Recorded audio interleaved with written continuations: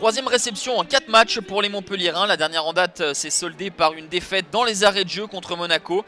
Et les joueurs de Roland Courbis veulent se relancer à la Mosson face à une équipe guingampaise en difficulté, affaiblie par 2 défaites consécutives et une attaque atone avec seulement 3 buts, la plus faible du championnat. Du coup, Jocelyn Gourvenec effectue des changements en pointe de l'attaque où l'on retrouve le Danois Ronny Schwartz associé à Alioui.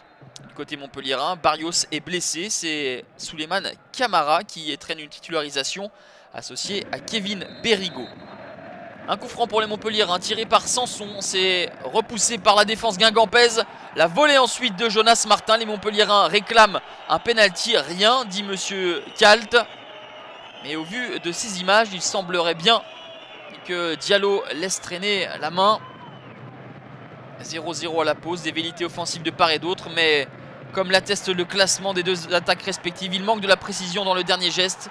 Souleymane Camara, lui, ne manquera pas de précision à l'entame de cette deuxième période pour le 1-0, double 1-2 entre Jonas Martin et Souleymane Camara.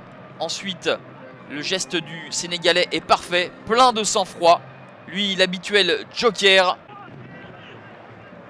La sortie d'Anthony Mounier à la 73e minute pour l'entrée du Colombien Montagno. Et Guingamp va égaliser contre toute attente à la 83e minute. Le centre de Dos Santos pour Claudio Beauvu. Cette action faisait suite à un hors-jeu de Souleymane Camara. Les Guingampais ont rapidement joué le coup franc et ont surpris les Montpelliérains qui n'étaient pas placés. On s'achemine vers un score de parité. Lorsqu'à la 87e minute, Berigo chipe le ballon dans les pieds guingampais.